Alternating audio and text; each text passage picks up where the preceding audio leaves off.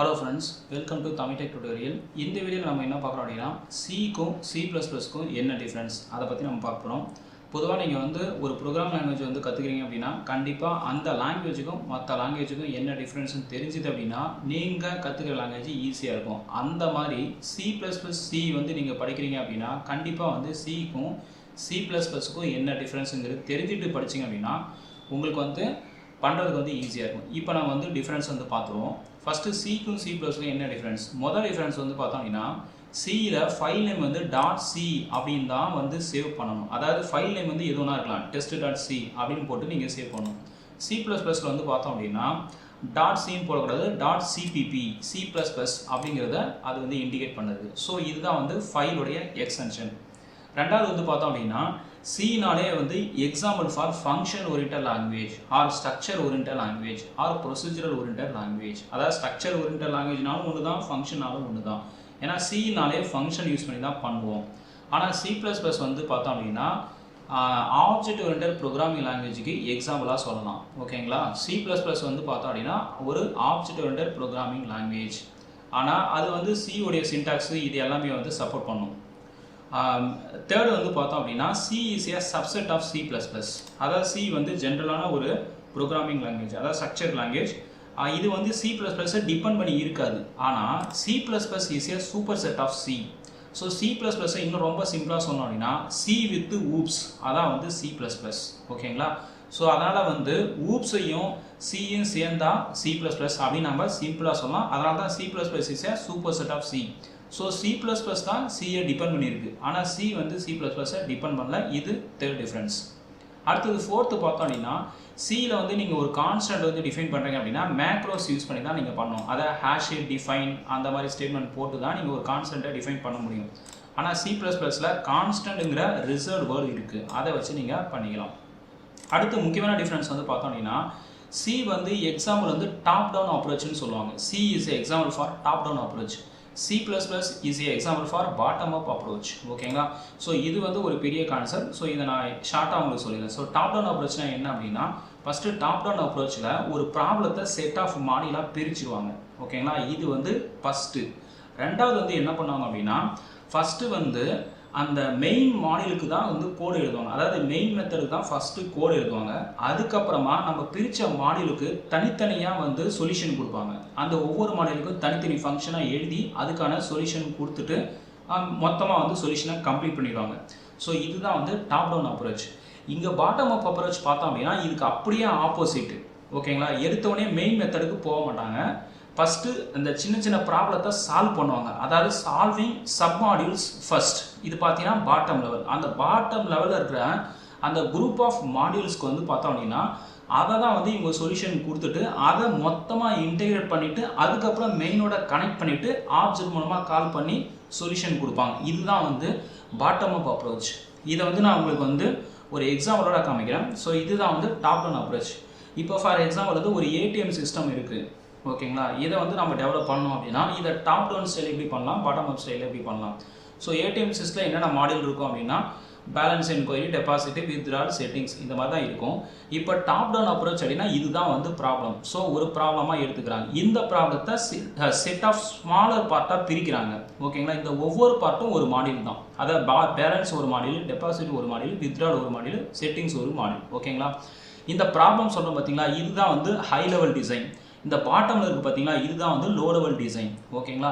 இப்போ நம்ம C-க்கு வருவோம். C-ல நம்ம என்ன பண்ணோம் அப்படினா டாப் டவுன் அப்ரோச்னு சொல்லிருக்கோம். ஃபர்ஸ்ட் எடுத்த உடனே நம்ம என்ன பண்ணோம் அப்படினா கீழ போக மாட்டோம், மேல தான் போவோம். மெயின் மெத்தட் தான் நம்ம கோடே எழுதுவோம். சோ இந்த மெயின் மெத்தட்ல ATM அதுக்கான இன்புட் எல்லாத்தையும் வாங்கிட்டு அதுக்கான இந்த ஃபங்க்ஷனை கால் பண்ற எல்லா ப்ரொசீஜரும் மெயின்ல தான் எழுதுவோம். சோ இதுதான் C-ல ஃபர்ஸ்ட் ஸ்டார்ட் ஆகும். அதுக்கு அப்புறமா தான் ஒவ்வொரு ஃபங்க்ஷனா இருக்கும். இப்போ பேலன்ஸ்க்கு ஒரு ஃபங்க்ஷன் இருக்கும், டெபாசிட்க்கு ஒரு ஃபங்க்ஷன் இருக்கும், வித்ட்ராலுக்கு ஒரு ஃபங்க்ஷன் இருக்கும், செட்டிங்ஸ்க்கு ஒரு ஃபங்க்ஷன் இருக்கும். இந்த 4 ஃபங்க்ஷனுக்கு தனித்தனியா நம்ம C-ல கோட் எழுதுவோம். அதுக்கு அப்புறம் ஆட்டோமேட்டிக்கா அது மெயின்ல லிங்க் ஆகி கால் பண்ணுவோம். இதுதான் டாப் டவுன் பாட்டம். சோ டாப்ல இருந்து தான் பாட்டத்துக்கே வரும். ஓகேங்களா? இதுதான் டாப் டவுன். ஆனா இப்போ நம்ம ஆப்ஜெக்ட் ஓரியன்டட் C++ போகும்போது எப்படி பண்ணுவோம் அப்படினா எடுத்த உடனே ATM-க்கு போக மாட்டோம். கீழ இருந்து அப்படியே மேல. சோ இதுதான் பாட்டம் லெவல் டிசைன். இது டாப் லெவல் டிசைன். இந்த ப்ராப்ளம் இது செட் ஆஃப் மாடியூல். இந்த C++-ஐ பொறுத்த வரைக்கும் ஃபர்ஸ்ட் எடுத்த உடனே மாடியூலுக்கு தான் வந்து ப்ரிஃபரன்ஸ் கொடுக்கும். இப்போ உதாரணத்துக்கு பார்த்தோம் அப்படின்னா ஏடிஎம் சிஸ்டம் வந்து ஸ்டார்ட் ஆகுது. ஃபஸ்ட்டு இந்த பேலன்ஸ் இந்த ஒவ்வொரு மாடியூலுக்கும் வந்து தனித்தனியாக வந்து ஃபங்க்ஷன் கோட் எழுதுவாங்க. அதுக்கப்புறம் டெபாசிட்டுக்கு தனியாக கோட் எழுதுவாங்க, வித்ட்ராலுக்கு தனியாக கோட் எழுதுவாங்க, அதுக்கப்புறம் செட்டிங்ஸ்க்கான கோட் எழுதுவாங்க, அதுக்கப்புறம் இந்த 4 மாடியூலையும் ஒன்றா சேர்ந்து இன்டெகிரேட் பண்ணுவாங்க, அதுக்கப்புறமா அதை மெயினில் கால் பண்ணுவாங்க. அதனால் இது அப்படியே வந்து பார்த்தோம் அப்படின்னா கீழே இருந்து மேலே போகும், இது மேலே இருந்து கீழே வரும். ஸோ இதுதான் வந்து top down and bottom up approach நம்ம சொல்லுவோம். ஓகேங்களா? ஸோ இது வந்து ஒரு முக்கியமான கான்செப்ட். ஏன்னா இன்டர்வியூலையும் வந்து உங்களுக்கு நிறையா வந்து கேட்பாங்க. ஸோ டாப் டவுன் அப்ரோச்னா என்ன, பாட்டம் அப் அப்ரோச்னா என்னன்னு சொல்லுவாங்க. ஸோ டாப் டவுன் அப்ரோச்னால மொதல் பார்ட்டே என்னென்னா ஒரு கொடுக்குற ப்ராப்ளத்தை செட் ஆஃப் மாடியூலாக பிரிக்கணும். அதுக்கப்புறம் பார்த்தோம் அப்படின்னா சிஏ பொறுத்த வரைக்கும் மெயின் மாடியூல் தான், அதாவது மெயின் ஃபங்க்ஷன் தான் நீங்கள் ஃபஸ்ட்டு கோட் எழுதணும். அதுக்கப்புறம் தான் நீங்கள் பிரித்த மாடியூலுக்கு வந்து தனித்தனியாக சொல்யூஷன் கொடுத்து நீங்கள் வந்து மொத்தமாக கம்ப்ளீட் பண்ணணும். இதுக்கு பொறுத்த வரைக்கும் பார்த்தோம் அப்படின்னா எடுத்தோடனே மெயின் மெத்தடுக்கு போக மாட்டாங்க. Solving bottom level module first, கீழே இருக்க மாடியூலுக்கு வந்து நீங்கள் சொல்யூஷன் பண்ணிவிட்டு அதை இன்டெகிரேட் பண்ணிவிட்டு அதுக்கப்புறம் தான் நீங்கள் சொல்யூஷன் கொடுக்கணும். ஸோ இதுதான் வந்து பாட்டம் அப் அப்ரோச் அப்படின்னு நம்ம சொல்லுவோம்.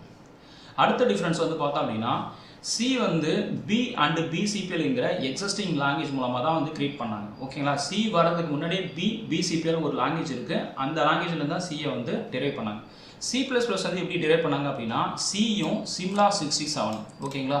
சிம்லா 667ங்கிற ஒரு ஊப்ஸ் லாங்குவேஜ் இருக்குது, அந்த லாங்குவேஜும் சியும் சேர்ந்து தான் வந்து C++, ஓகேங்களா?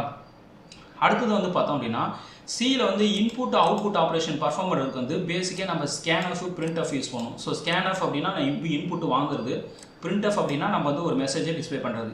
இது அப்படியே C++ல எப்படி இருக்கும் அப்படின்னா சிஇன் சி அவுட், ஓகேங்களா? ஸோ சிஇன் அப்படின்னா டைனமிக் இன்புட் வாங்குறது, சி அவுட் அப்படின்னா நீங்கள் ஒரு மெசேஜை பிரிண்ட் பண்ணுறது.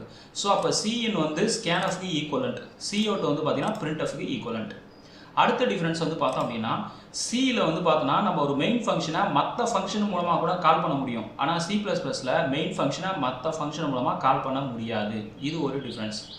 அடுத்தது வந்து பார்த்தோம் அப்படின்னா சியில் இந்த மெமரி அலோகேஷன், டைனமிக் மெமரி அலோகேஷனை ஹேண்டில் பண்ணுறதுக்கு M allocation, C allocation, free allocation use பண்ணுவோம். இதில் எம் அலோகேஷன் வந்து பார்த்தோன்னா மெமரியை அலோகேட் பண்ணுறதுக்கு யூஸ் பண்ணுவோம். ஃப்ரீ வந்து பார்த்தோம் அப்படின்னா அலோகேட் பண்ண இந்த மெமரியை ரிலீஸ் பண்ணுறதுக்கு யூஸ் பண்ணுவோம். அதாவது இது வந்து அசைன் பண்ணுறதுக்கு, இது வந்து டெலீட் பண்ணுறதுக்கு.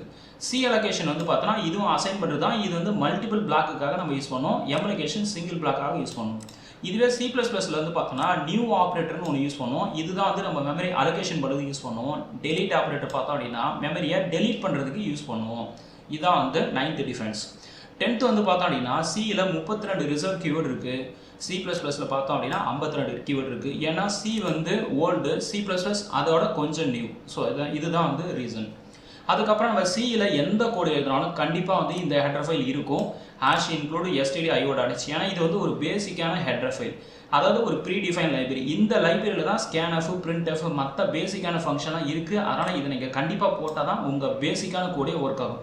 இதுக்கு ஈக்குவலண்ட் வந்து C++ல பார்த்தோம் அப்படின்னா iostream.h. ஸோ iostreamல தான் சிஇன் சிஓடி எல்லாமே இருக்குது. ஸோ அதனால் C++ஸை பொறுத்தவரைக்கும் இதை போட்டால் தான் பேசிக்காகவே உங்களுக்கு ஒர்க் ஆகும். அடுத்த டிஃப்ரென்ஸ் வந்து பார்த்தோன்னா சியும் C++ஸும் பொதுவாக அந்த யூசர் இன்டர்ஃபேஸ் அப்ளிகேஷன் பண்ணுறது வந்து லேகிங்காக தான் இருக்கும். அதை மோஸ்ட்டாக நீங்கள் வந்து கேள்விக்கூடவும் பட்டிருக்க மாட்டீங்க. ஆனால் சிலையும் வந்து C++ஸையும் வந்து ஜியூ ப்ரோக்ராம் பண்ண முடியும். ஸோ சி வந்து பார்த்தோம் அப்படின்னா GTKங்கிற ஃப்ரேம்வொர்க்கை யூஸ் பண்ணி கிராஃபிக்கல் யூசர் இன்டர்ஃபேஸ் அப்ளிகேஷன் பண்ண முடியும். அது மாதிரி C++ல பார்த்தோன்னா Qt ஃப்ரேம்வொர்க்கை வச்சு நம்ம ஜியூ ப்ரோக்ராமிங் வந்து பண்ண முடியும். ஓகேங்களா? அடுத்த டிஃப்ரென்ஸ் வந்து பார்த்தோன்னா சி வந்து பாயிண்டர்ஸ் மட்டும்தான் சப்போர்ட் பண்ணும், C++ வந்து பார்த்தோன்னா பாயிண்டரும் சப்போர்ட் பண்ணும், அதுக்கப்புறம் ரெஃபரன்ஸையும் சப்போர்ட் பண்ணும். இது வந்து ஒரு முக்கியமானது. ஓகேங்களா? அதுக்கப்புறம் சியில் வந்து பார்த்தோன்னா டேட்டா வந்து செக்யூர் கிடையாது, அன்செக்யூராக தான் இருக்கும். C++ வந்து டேட்டாக்கு வந்து செக்யூரிட்டி கொடுக்குது. அது எது மூலமாக கொடுக்குது அப்படின்னா டேட்டா ஹைடிங் என்ற ஊப்ஸ் கான்செப்ட் மூலமாக கொடுக்குது. ஓகேங்களா? ஸோ இந்த டேட்டா செக்யூரிட்டி ஹைடிங் மூலமாக ஒரு டேட்டா வந்து எந்த ஒரு எக்ஸ்டர்னல் ஃபங்க்ஷனாலையும் அக்சஸ் பண்ண முடியாது. அதனால் வந்து பார்த்தீங்கன்னா இது செக்யூர் கான்செப்ட் கொடுக்குது. ஓகேங்களா? ஸோ இதுதான் ஃப்ரெண்ட்ஸ் சிக்கும் C++க்கும் உள்ள மெயின் டிஃப்ரென்ஸ்.